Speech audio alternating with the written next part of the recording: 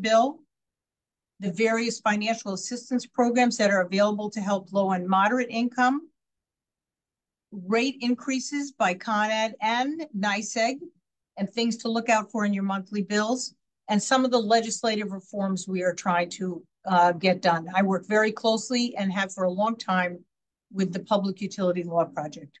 Also joining us is Lauren Grohl from Sustainable Westchester. She's the Community Energy Advisor.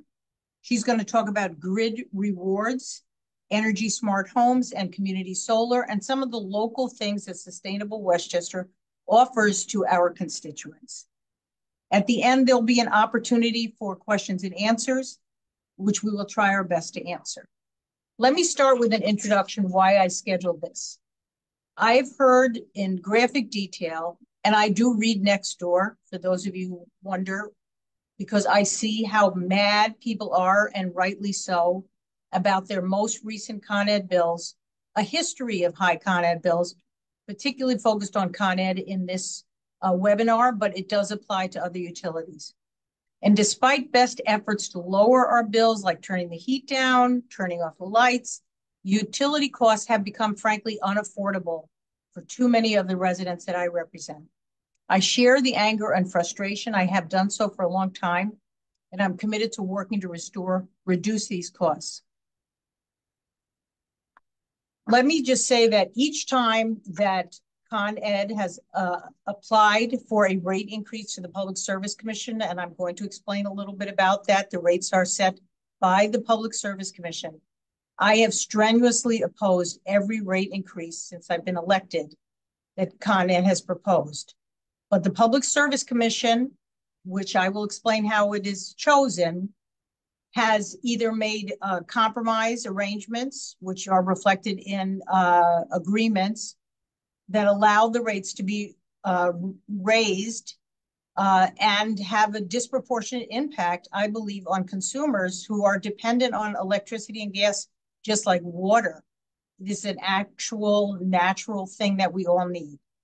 But let me explain. The Public Service Commission, the members are appointed by the governor, and they are confirmed by the state Senate. They are charged with regulating the utility companies, which includes companies like Con Ed and NYSEG that provide electricity and natural gas. They also regulate water and telecommunications companies to some extent, although many of them are regulated by federal law. The Public Service Commission has a broad mandate to ensure access to safe, reliable utility service at just and reasonable rates. And that's the basis for my objection to their request. These are not just and reasonable rates. The Department of Public Service is part of the Public Service Commission. So you will see if you go to their website, it looks like two agencies. It's one agency. Only the delivery charges on our gas and electric bills are regulated by the PSC because supply costs have been deregulated since the late 1990s. So we have a mix of regulated and unregulated costs that factor into our gas and electric bill. So gas and electric utilities have received rate increase after rate increase for their delivery charges, which has been constrained only by the Public Service Commission's willingness to rein in these increases. And you may remember the beginning of the Ukraine war, some prices went up because there was a shortage of supply, other factors in the global energy market.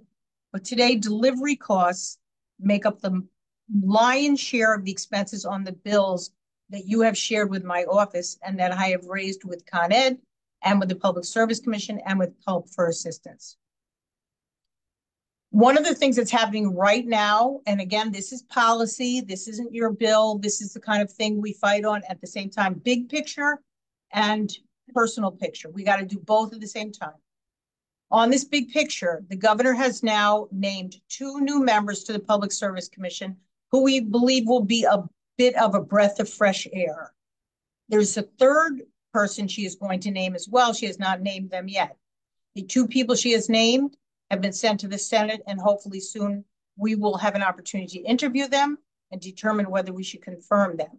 But we want people who are going to fight not for the utility companies and not for the insiders, but for consumers who are dependent on these rates and services. So some of the things that I have done is I have now introduced a piece of legislation that changes the return on equity, the amount of money that the utilities can get back. So my bill is sort of a big, broad attack on the way that utility rates have been set in New York. And I'm very happy to say that the utility companies have now all banded together and expressed their opposition. Why is that good? And Lori can explain that, because they're taking it seriously. They're nervous it has some momentum. There's nervousness that there is going to be a change in the way rates are set. When they all get together and they compete in some markets and decide they oppose something, that is a sign that people are taking it seriously. So my bill, if it was to be passed by both houses and signed into law, would definitely translate into lower prices for your utility. Because according to the Public Utility Law Project, over the course of 4 rate plans between 2010 and 2022, Con Ed ratepayers would have saved up to $1.8 billion on their gas and electric bills if my bill was in effect. Because my bill says that they must use a much more conservative estimate of the rate of return that they can gain. Con Ed is a publicly traded entity. It has shareholders. I believe the shareholders should be subservient to the consumers when the rates are set, and that the rates that they claim are necessary for infrastructure investment, they should bear a greater share of that burden. So my bill, which is a big, complicated bill, passed the Senate last year, did not pass the Assembly. We're continuing to work on it. We're continuing to press. But I do want you to know that even though I can't fix what's here right now, I continue to have a pretty transformative idea about how to get New York's rates back under control. I also co-sponsor a number of other bills in the utility space.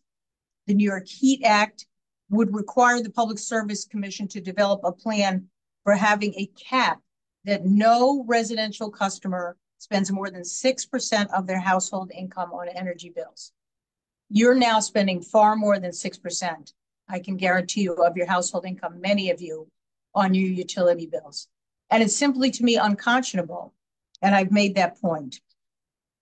I have a number of other bills that I am working on, and I have worked on over time, to ensure greater accountability by these companies, to give more teeth to the Public Service Commission in their review of these rate increase, and to make sure that we know how much they are paying their chief executive officers. And such a bill was passed and signed by the governor in 2021. So we have information, but at the end of the day, it is the structure that we have. The utility companies apply to the Public Service Commission. The Public Service Commission is appointed by the governor. It is an independent authority. We in the legislature do not set the rates. We can oppose them, but they are set by them. So now we are trying to change the way the rates are set. And that's the biggest thing that I have been working on recently.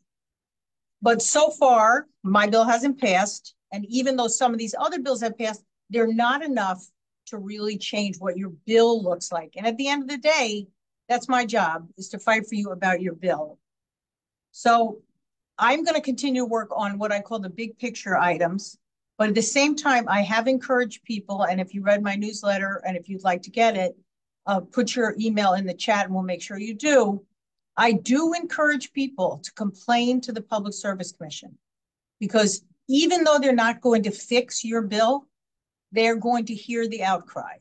And when they hear enough outcry, they get more conservative in their willingness to approve rate increases.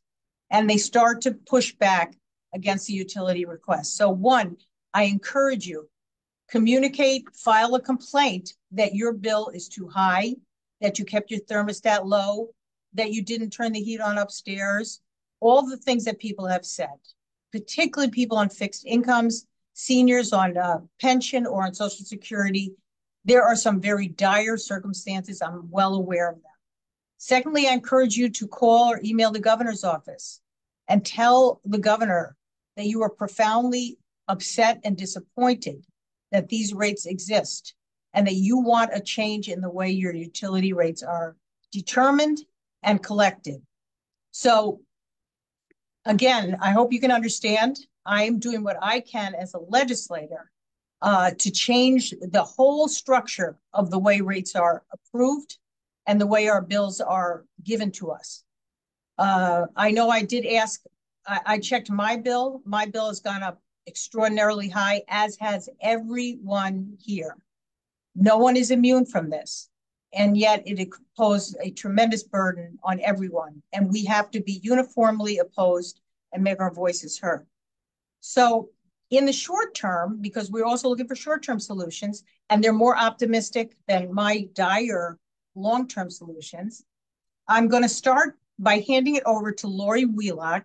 Lori's the executive director, as I mentioned, and counsel. That means the chief lawyer of the Public Utility Law Project. More about what to do about your bill, things to look for on your bills, and how to take advantage of the many programs. They're not perfect, but there are a number of programs that do assist individuals who have trouble paying their bills or need particular assistance. So with that, I'm going to turn it over to Lori. And please don't hesitate to put your question in the Q&A. And when we get to the end of the presentation, we will go back on the questions. Lori, I defer to you. Well, thank you so much, Senator Mayer, and thank you for being such a champion on utility rights and really forward-thinking, because Pulp agrees. We're very interested in finding approaches that are not business as usual anymore. And so we're really excited to have this discussion tonight. I'll be going first, and then I'll be handing it over to Lauren with Sustainable Westchester. And again, thanks for having us. So as the senator said, my name is Lori Wheelock. I work for the Public Utility Law Project, and we go by PULP for short. Our organization's mission is to educate, advocate, and litigate on behalf of New York's low-income utility customers. And while our mission is really low-income customers, we dive very deeply into education for everyone. And we've been offering a lot of information and assistance because everyone is struggling. Our hotline number, which is here in orange, we get calls from small businesses. We've had farmers call us. We've had developers of low-income housing call us, and people of all income brackets since really, honestly, 2019, but significant increase since the pandemic. And so please feel free to keep our hotline number. We are making sure the senator's office has these slides so that you can have a copy and you can share them with your friends and neighbors. So tonight we're going to talk about a number of different items. The first is, as the senator said, how are the utility rates set in New York? And that helps with the advocacy, knowing what is the existing system out there. And then it's really important to just highlight a few things that you're going to want to look for on your monthly bills. I also included the checklist that the PULP team uses when we have people contact us who have fallen behind on their electric and gas bills. We'll also talk about the New York State Department of Public Services inquiry and complaint process, because as the senator said, a lot of people don't know who regulates the utilities and that there's a process out there that you can contact, ask questions to, and file complaints if you need to. And then we're going to get some very specific updates on Con Ed and NYSEG. They've had some interesting things happen over the last year between rate cases, as well as some billing things to just flag for customers that you're going to want to watch out for. And then lastly, I want to dive into some legislative items, particularly budget, and again, those long-term affordability options that the state is discussing right now in Albany. And so just to flag for electric and natural gas purposes, most of the senator's district is Con Ed, but Pound Ridge is NYSEG. And so we are going to talk about both companies tonight.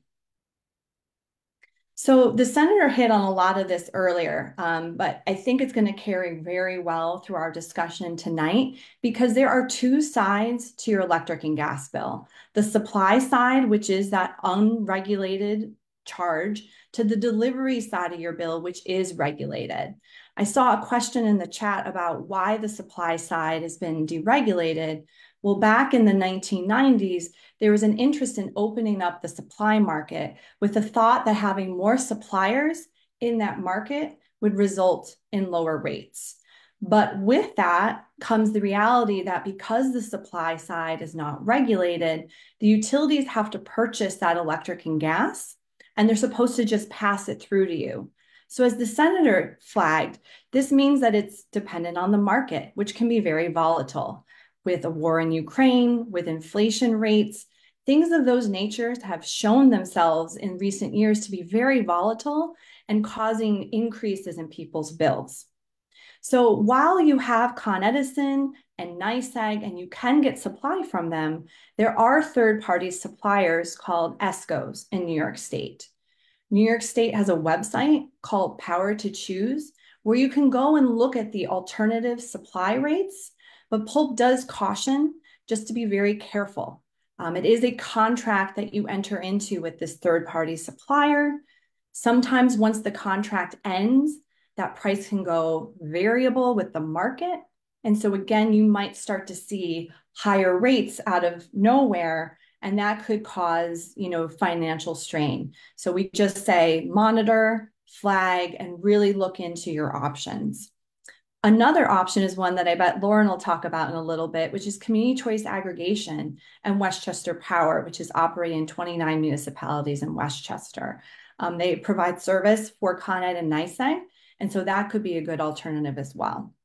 So the supply side is its whole own universe. And then you do have that delivery side, which is dependent on the company having to file a rate case and then seek that regulation and that approval by the Public Service Commission and the department. When utility companies like Con Ed and NYSEG file that rate case, they're supposed to explain why they want that increase on the delivery side. And then groups like Pulp get the chance to actually intervene in the rate case, and we do. We get to spend between 11 to 15 months in these rate cases advocating for lower costs, advocating for stronger consumer protections. We get to cross-examine the company, ask them questions about their business practices. And so it has been successful in trying to fight back and lower those costs, but we definitely need the consumers to help with public comment and things of that nature. So we're going to dive into that a little deeper in a bit. So with your Con Ed bill, there's just a couple of things that I like to flag for consumers to look for on a monthly basis. The first is keep the copies of your bills. If you have them electronically, download them, save them, make sure you have access to them. You do get access for about 2 to 3 years online, but if you want to go back one day, maybe 6 or more years, it could be impossible to get those records. And so it's a good idea to save your bills. Con Edison on the top left will have your bill breakdown, which I'm sure you're all familiar with. But one thing that I wanted to flag for everyone that you should check on a monthly basis is this section here, where it tells you how many days you're being billed for. This section here can be the sign of danger, of unexpected charges, of a problem potentially with your meter. It really does give you an idea of maybe there's something wrong. And so keeping your bills every month and checking, okay, Lori was charged for 30 days last month, 34 days this month. If next month is 120 days, that's the sign of maybe something is wrong. And so definitely keeping an eye on that box is really important. The other thing to flag, and Pulp gets to see many different utility bills, is that Con Ed does have this messages for you section that we find is helpful. They have, since the volatility in 2022 on that supply side, with all the public pressure, with the calls from the elected officials to be more transparent, they've started to put alerts in that section when they forecast the supply side might be increasing again. So especially in the wintertime, keeping your eyes on this, with the summertime getting ready for air conditioning season, it's a good idea to check the messages for you section every single month, just to look for new updates and patterns. Now, the second page of your Con Ed bill is really where the meat of what you owe is. And this whole universe that Senator Mayer laid out for us, and I dive into as well, on supply and delivery unfolds. And it starts with the electric section of your bill on the top, and then gas right underneath it. But the trick is supply is on the left and delivery is on the right. So when those volatile, market changes occur, if you decide to go with an ESCO or, for instance, your local CCA, you're going to see that effect on that left side. The right side is that delivery side. That's the regulated. That's where the fights are in the rate cases. And we're going to talk a little bit about the bill impacts coming up in a few minutes. But you really want to keep an eye on your delivery charges because they will, for Con Ed and NYSEG customers, be going up each year for the next 3 years. And we'll get into those details in a minute. One thing organizing wise that drives us crazy as an organization is right under the your delivery charges where it says basic service charge. That is a fixed charge. That will be there every month. Even if you go away for a month to go take care of a sick loved one, or you have to travel for work, no matter how much you use, you will always be charged that basic service charge. It's a fixed rate that's supposed to include the meters, the meter readings, things of that nature. But Pulp finds it very regressive because no matter how little energy you use or how much you use, you always get that. And so our correlation is it's like driving up to the gas pump and they stop you and say, sorry, Lori, you got to give me $20 first. And so it's something that Pulp is looking into and that we're interested in trying to change. And I'll get into more when we talk about, action items later. Now, another piece of information that I wanted to flag tonight is that it's really important to check to see what kind of reading you're getting from Con Ed. There's actual reads where they actually read your meter, and then there's estimated reads. The estimated reads are based on an algorithm, and so it could fluctuate. If you get an estimate 1 month, an actual the next, you may see a large spike or correction on your bill. And so checking this every month as a Con Ed customer to make sure you're an actual read is really important. Why pay for something you didn't use? Why have a correction that, is unnecessary? So if you start to see several months of estimated reads, that's worth investigating and contacting the company or Pulp to help you with that.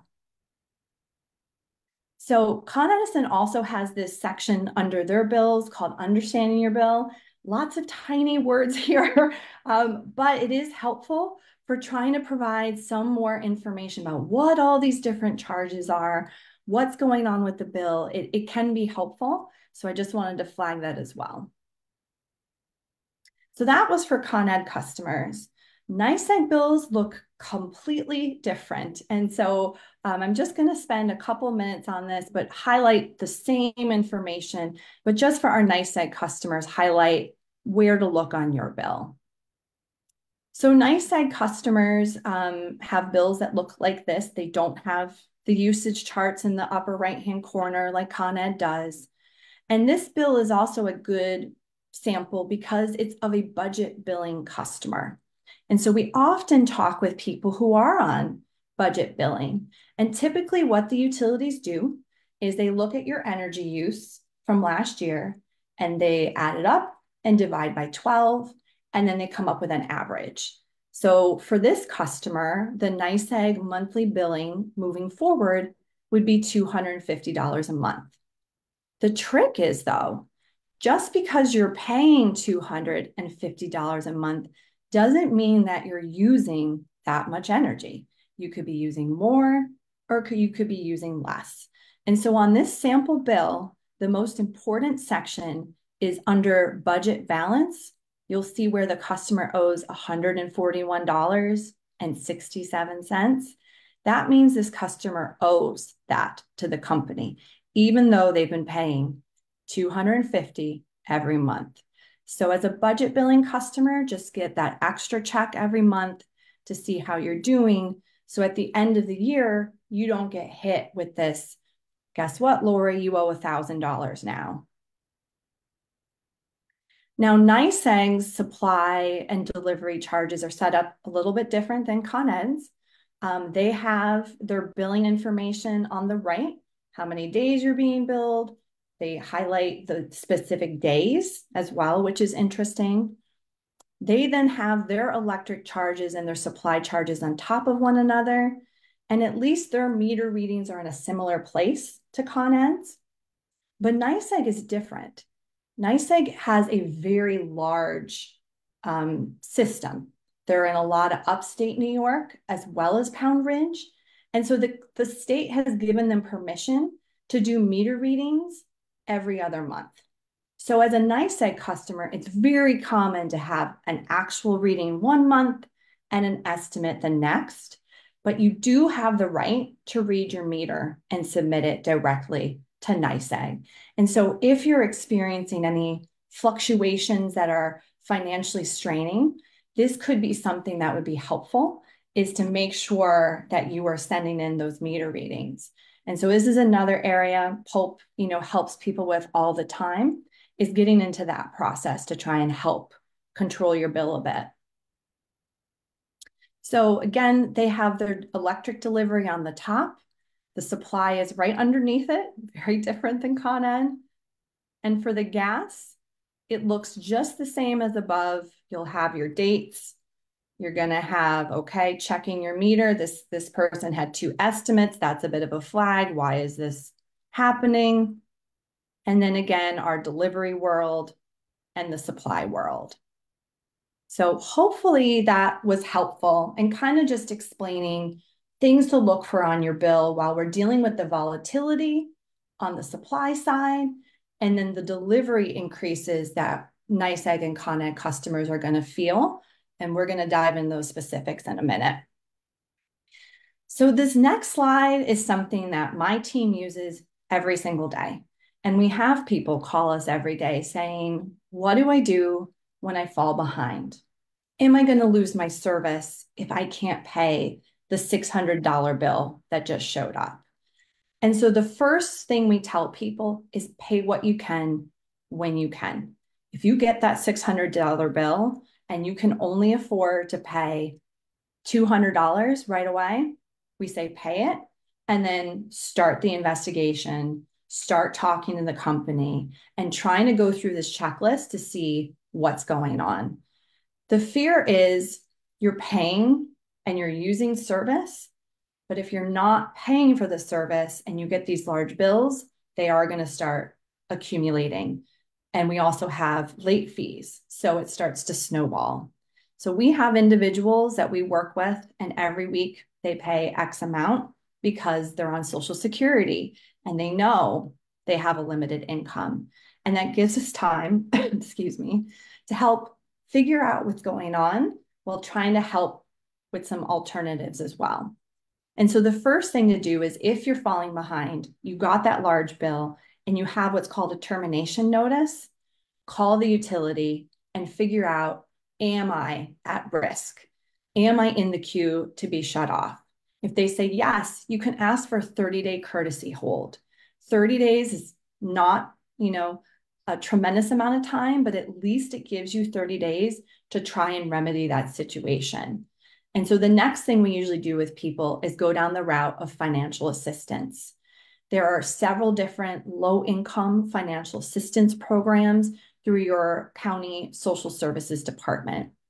One of the most important is HEAP, the Home Energy Assistance Program. So if you heat with Con Ed, if you heat with NYSEG or deliverable fuel and you're low income, contacting your local Department of Social Services, apply before next Friday because HEAP will close, but it results in a one-time grant on that heating source that will help lower your bill. If you get HEAP, if you are low income and enrolled in a financial assistance program, you should qualify as well for Con Ed and NYSEG's energy affordability programs. The energy affordability programs provide monthly discounts off of your bill, which are extremely helpful. And this is going to be another organizing point coming up because this program has been a lifeline for low-income customers. And we're really excited because there's momentum to open it up into higher income brackets. The next piece is checking on the household. Is there a serious medical condition? Is there life-sustaining equipment, oxygen, dialysis machines, things of that nature? You may qualify for specific medical coding. And then has the company offered you an affordable deferred payment agreement? This is a way to pay back what you owe over time, but those terms should be affordable and they should be manageable. You don't want to be set up to fail. And we have had many cases where the individual has been asked to put down, for instance, $1,000 down payment and then agree to pay $200 off their bill plus the current bill every month moving forward. And who can do that? If your bill comes in and it's $300 and you also have to pay $200 off your debt, that's $500 a month. And so this is another area that Pulp regularly works on. We can help negotiate those payment agreements. The last piece is the Department of Public Service. As the senator mentioned, they are the regulator of the utilities, and they have a complaint process. We have a slide at the very end of this presentation that gives you the phone number, the complaint line on the internet.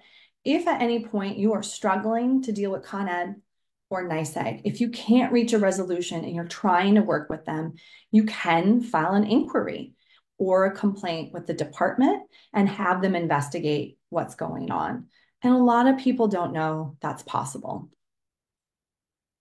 So that's our checklist. That's a way that we try to help triage what's going on, how can we get assistance, and then what might else be possible in helping people in that moment when they're falling behind on their bills. But the truth is that there are a lot of things happening with the company that are beyond your control.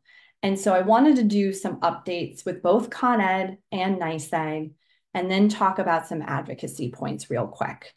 So as we talked about, Con Ed and NYSEG can't just increase their delivery rates. They have to go through a rate case process, and both companies just did. So in January 2022, Con Ed filed its most recent rate increase request with the Public Service Commission. They saw a very large one-year rate increase of $1.2 billion. It's one of the largest rate increases ever filed in New York State. And it resulted in about 15 to 16 months of back and forth in the rate case. Pulp opposed it. We pushed for greater costs to be cut. We fought for greater consumer protections. A joint proposal, which is like the end of the rate case, was presented to the state in July 2023. And the Public Service Commission, which the senator talked about, is that 7-member body, voted on that proposal. And 6 voted in favor and 1 voted against. And so a modified rate increase was approved. But that means an increase was still approved. And so what happened is that the commission approved a 3-year rate increase. So every January, going from 2023 to 2026, there will be an increase. And so Pulp ran the numbers to try and help the public understand what those bill impacts will be. And so for an average electric customer, an average is if you have 600 kilowatt hours of electricity a month used, that would be about $6 more a month. But that's $6 every month, and then it's cumulative for the next 3 years. So if you looked at your rates last year versus 3 years from now, it would be about an $18 per month increase on the electric side. For gas heating customers, the average customer is someone who uses 100 therms.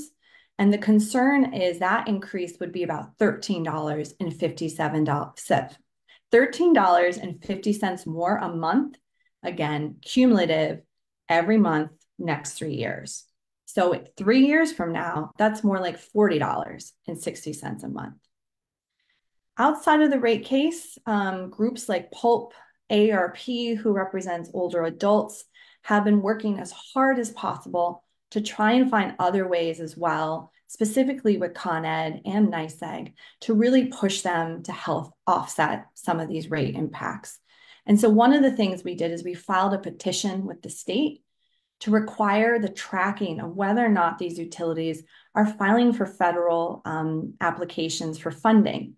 The federal government has quite a lot of money currently for infrastructure projects. And so the hope is if these utilities apply and they receive some of this grant money, it should be used to offset the rates. And so this was approved. The state is tracking it. And so it's something that we can keep in touch with the senator's office on, because it's things like this that we are using our advocacy for to try and help with the financial pressures that will be felt. Now, that is the rates. That's the delivery side. That's the impact that we should be prepared for and bracing for. And again, really excited for Lauren to talk about some of the local programming in a bit. But another thing to flag with Con Ed is that they went through a system upgrade in October of 2023. That means that all the technology, all the billing systems inside the company were upgraded. So the only thing you as customers should notice is your account number changed. It went from 15 digits to 11. But we have had some calls to our hotline from customers who saw just some weird things happening on their bills recently. We had a customer call who ended up getting $0 bills for 2 to 3 months. We had another customer call who had a very large amount drop on their bill. I think it was $800.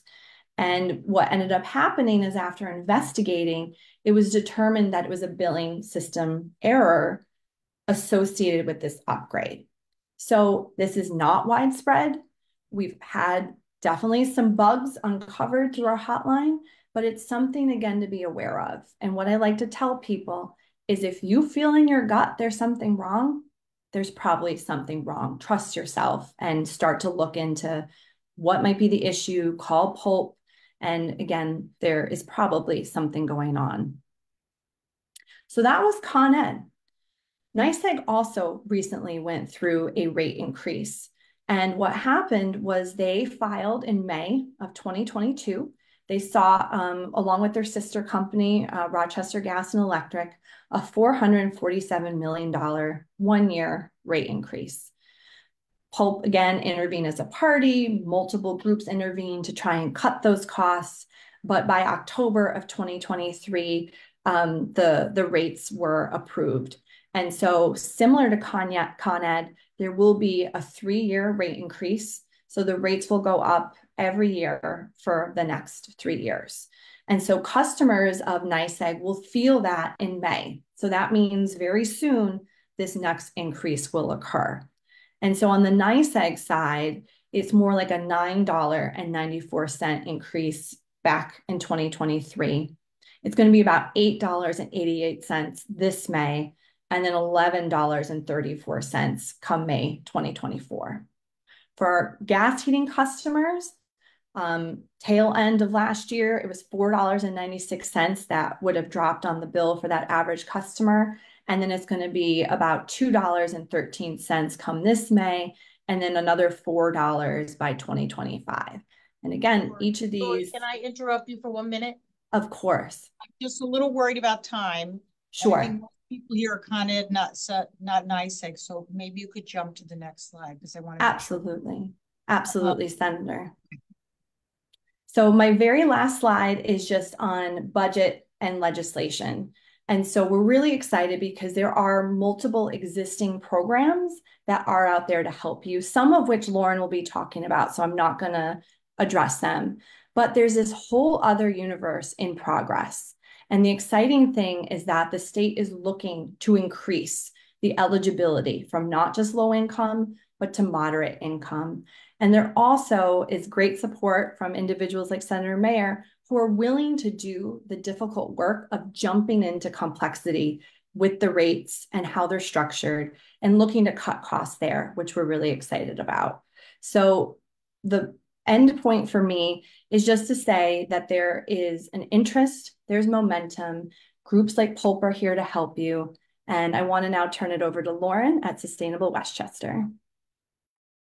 Thank you so much, Lori, for breaking all that down. I mean, as we can see, it's a lot of information and a lot of complexity as well. So just really encourage everyone, if you learn anything from today, it's please do reach out to us because we're always happy to clarify things and go into, individual cases and situations.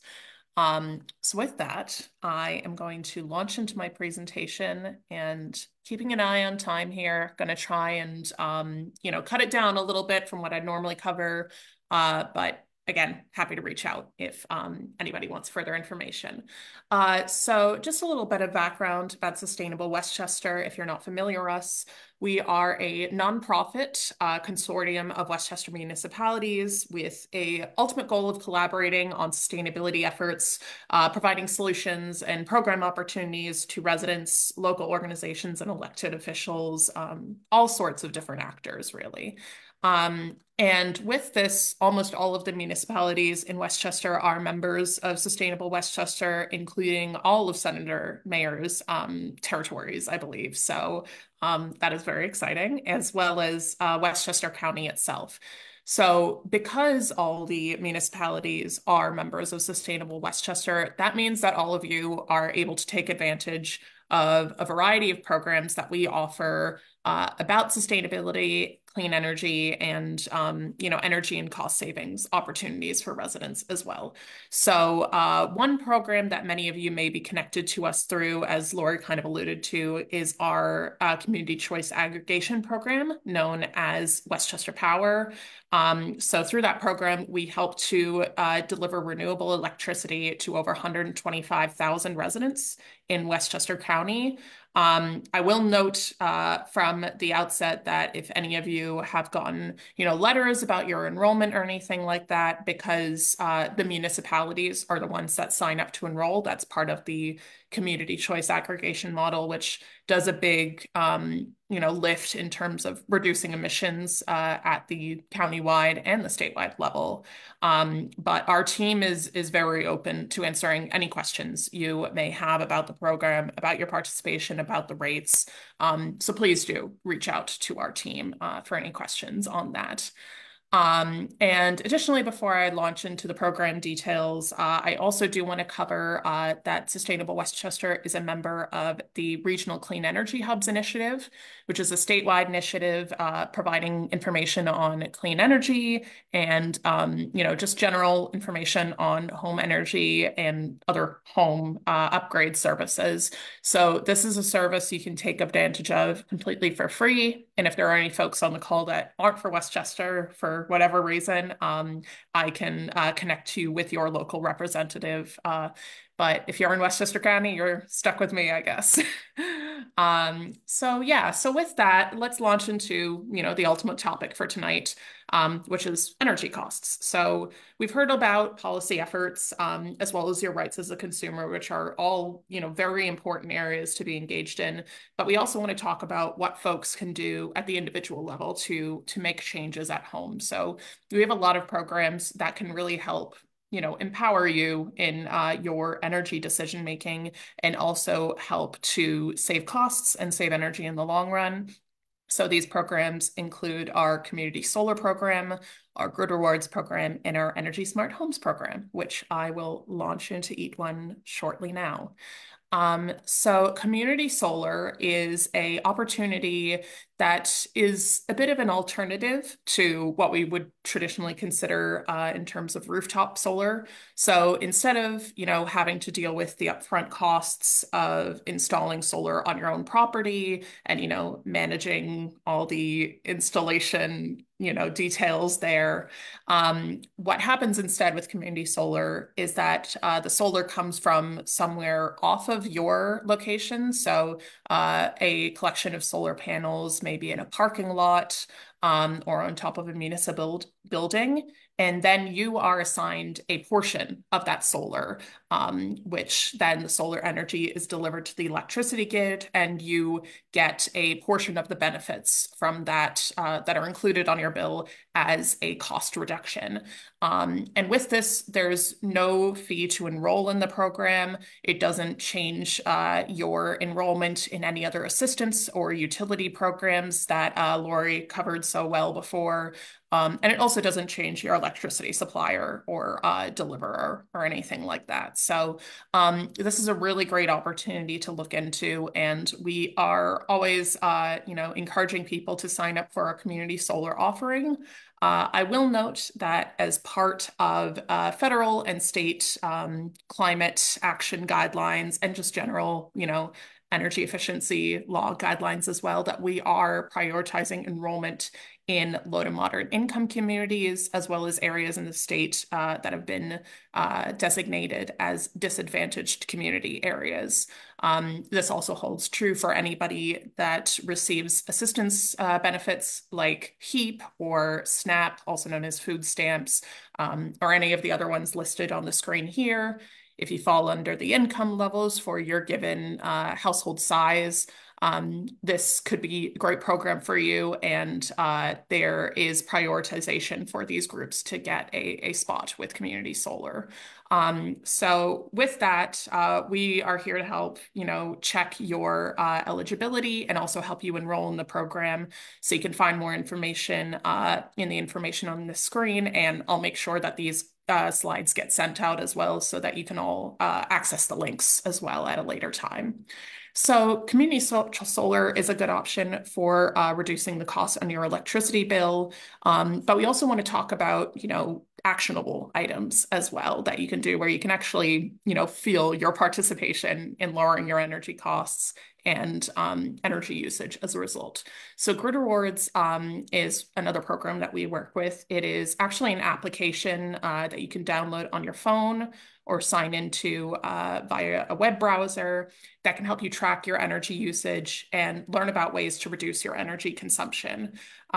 So the goal of this specifically is to reduce energy usage during what's known as peak demand times, which is basically when, lots of people are demanding high energy from the grid, whether it be using air conditioning in the summer or turning on your washing machine or your dishwasher. Any of those high energy consuming activities could mean that there needs to be backup power turned on, which is often more costly, more inefficient, and a lot more harmful for our environment and our health as well. So Grid Rewards is specifically trying to reduce that while also offering information about what you can do to reduce energy in your own home. It can show you what your projected billing looks like, real-time carbon emissions in terms of your energy usage. And then at the end of the year, by participating in Grid Rewards, you could also earn cash back in the form of a check, or you could, make a donation to a local organization if you choose to do that as well. So this past year from Grid Rewards, I got $221 for my house. So that's, a sizable chunk of money. And of course, it can't help with utility costs at the outset other than, reducing your energy usage. But it's nice to get a little bit of a reward later on and actually see the impact of reducing your energy usage as well. So if anybody is interested in looking at that app, you can find a QR code to download it from the App Store, Google Play on the screen, as well as a sign-up guide here. And again, we're happy to walk through the sign-up process with anyone that may be interested.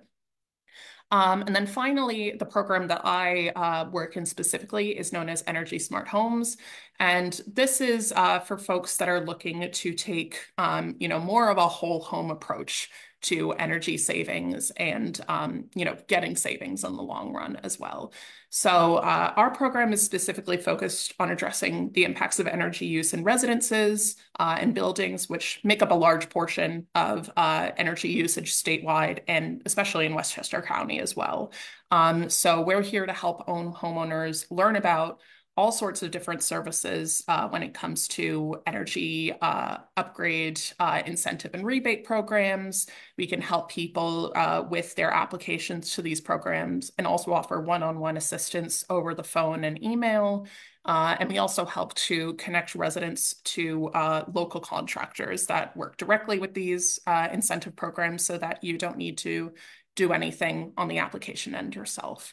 So I'm going to zoom through this a bit because I know we're running short on time. But just to, give a broad overview, we normally look at, what can be done to lower energy usage in the home in the first place, or what's called, promoting energy efficiency in your home.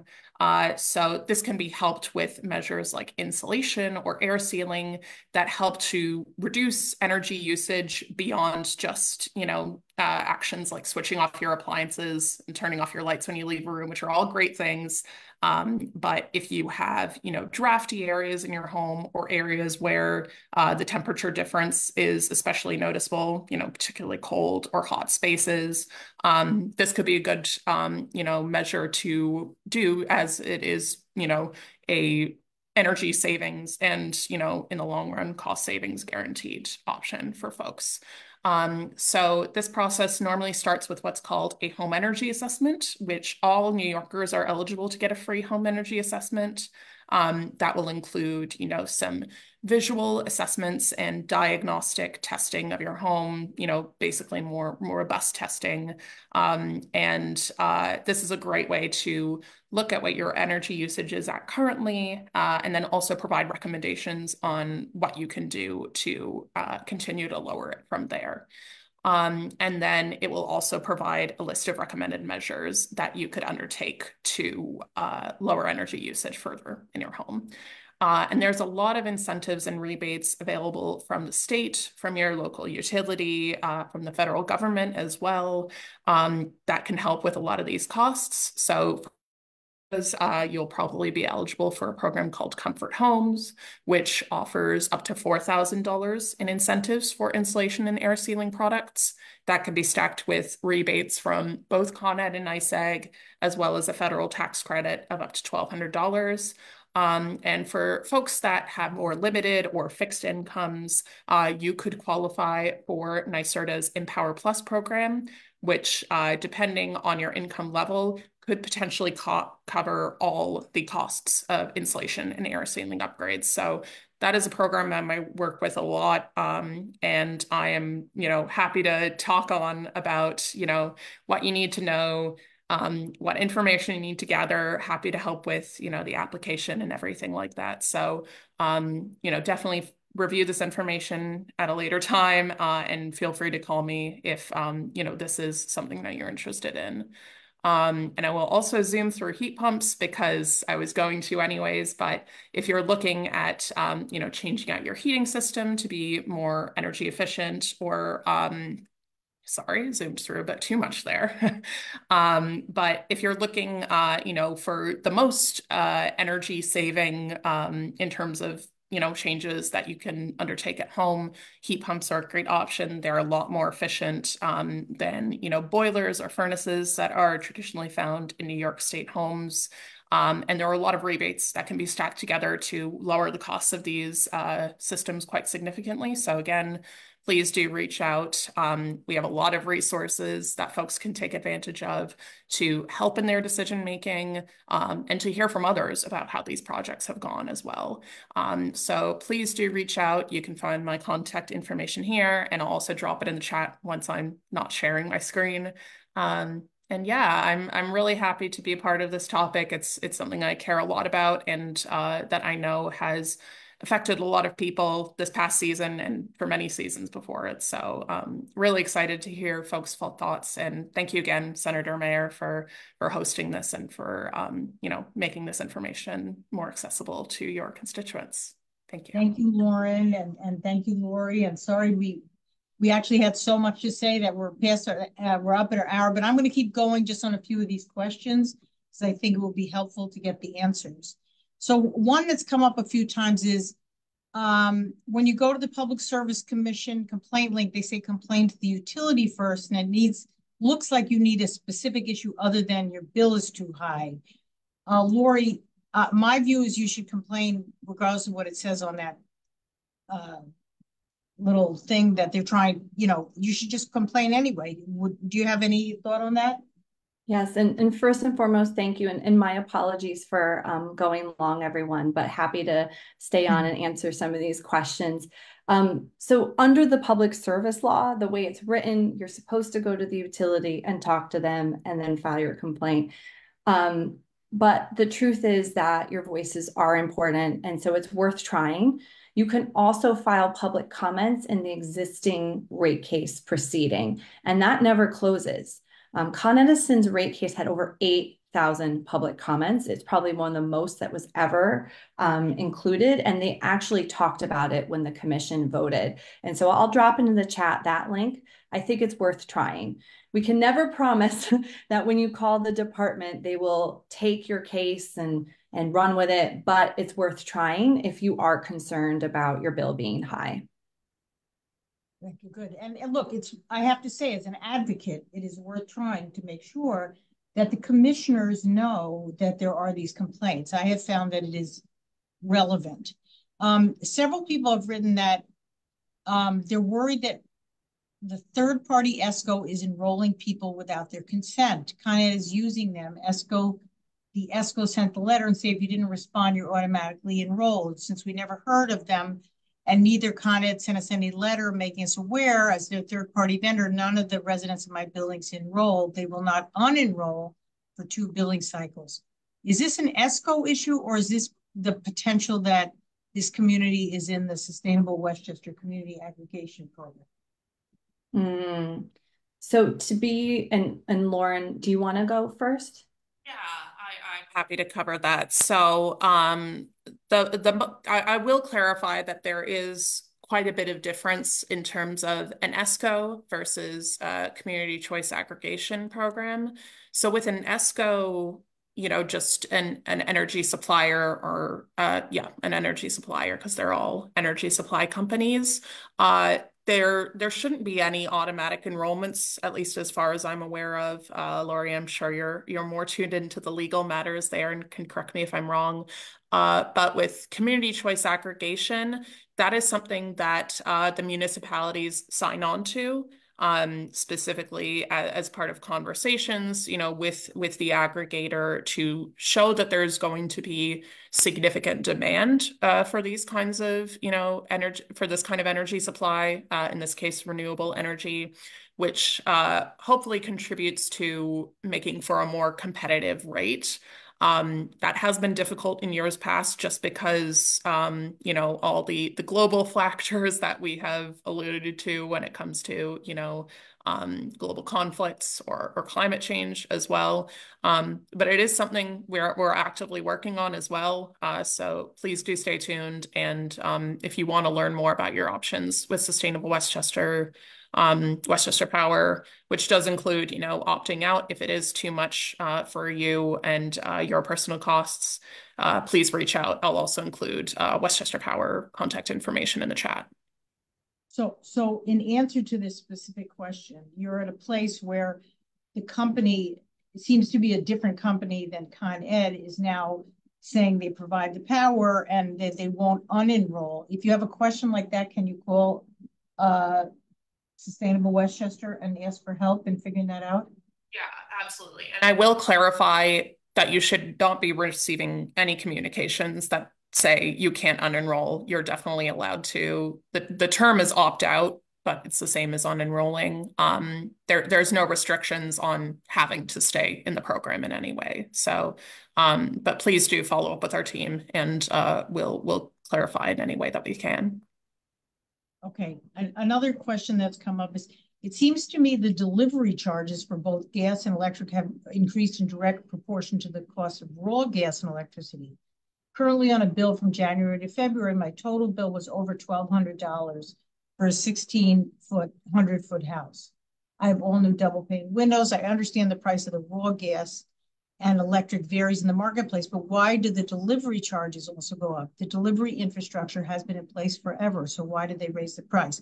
I think, Laura, you dealt with this. They got a rate increase over a 3-year period for the delivery charge, But when they call it delivery charge, it's also their infrastructure investment, correct? Yes, absolutely, Senator. And that was one of the biggest rate drivers were capital costs, projects.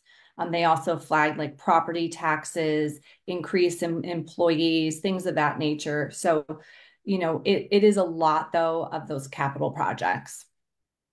So, but to the answer to this point, that is why your efforts to insist that they look for federal money if it's there for infrastructure investment, and delivery charges is a shorthand for all of the charges that are approved under the delivery component. So it could be like the health insurance charges for their employees went up, and the minimum wage went up, and those things could be boxed into the delivery charge approval process. Aren't I right, Lori?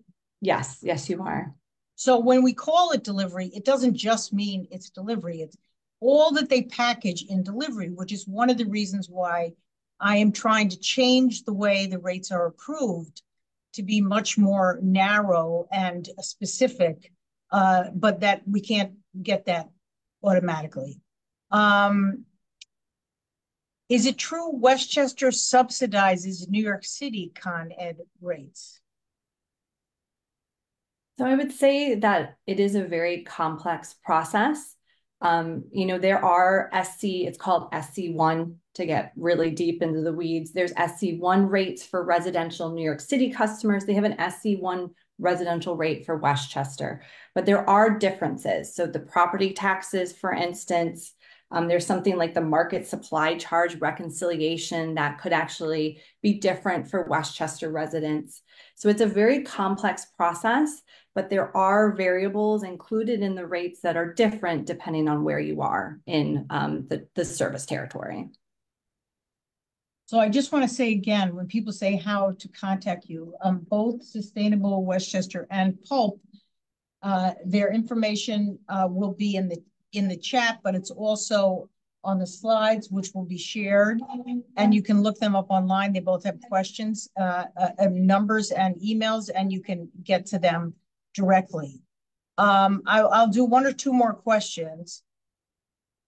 Is there fraud going on? I received a message today saying that the commissioner is investigating my case, but that there's a 2,000 plus balance on my account. That's impossible. I have level billing and have been on auto pay for the past 5 years. What would you suspect is going on there? Anyone want to comment? Yeah, I'm happy to start with that, Lauren, if you'd like. My fear, and again, you never assume like you want to investigate, but it could be that issue where you were at the budget billing amount, but maybe you were using less or more energy, and so it's fluctuated over time.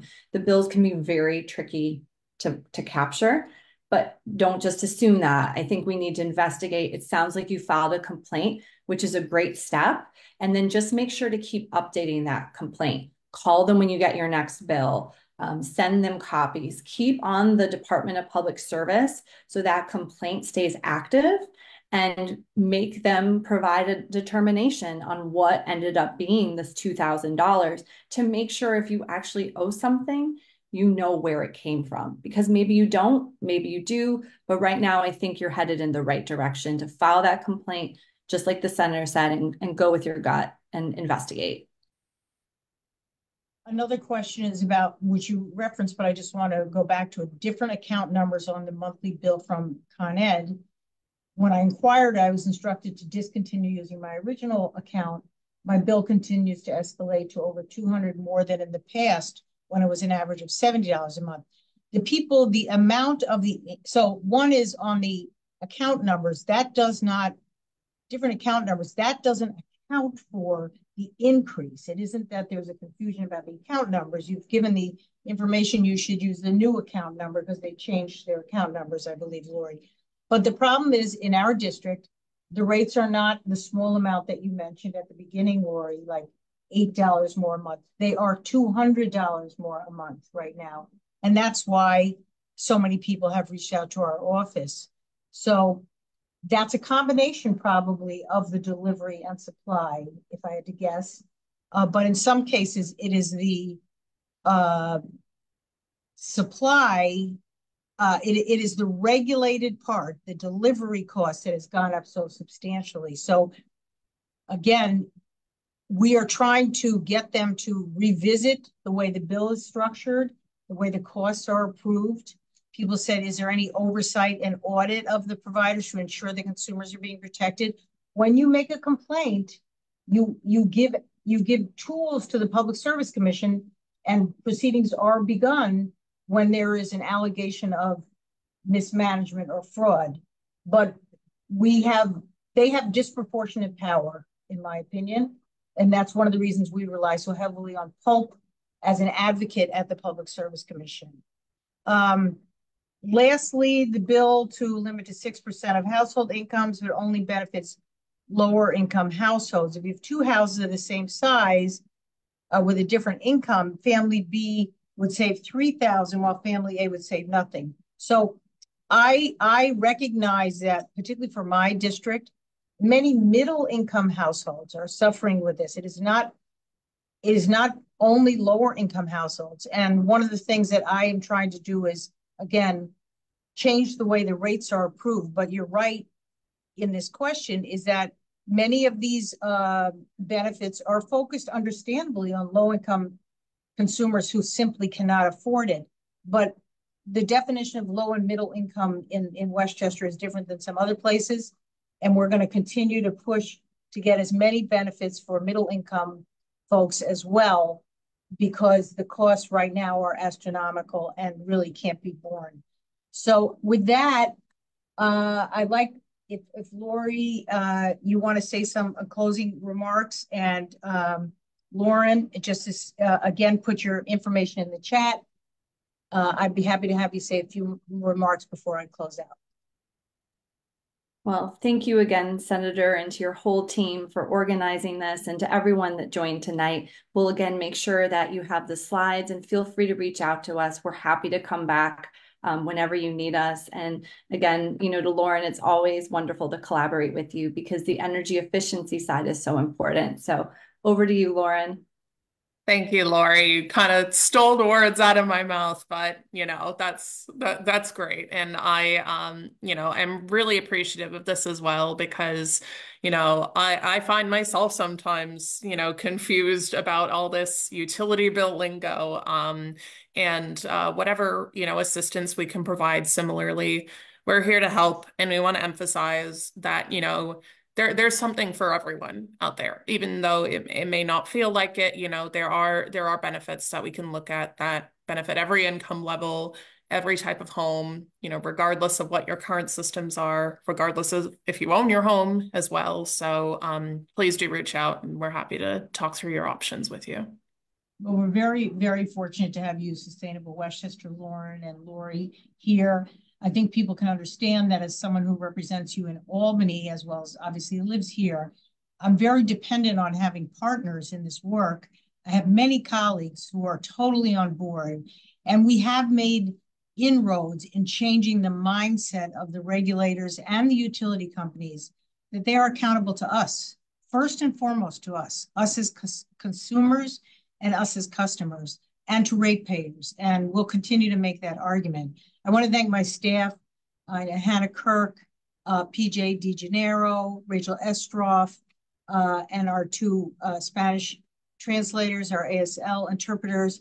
Thank you for making sure that everyone would have access to this.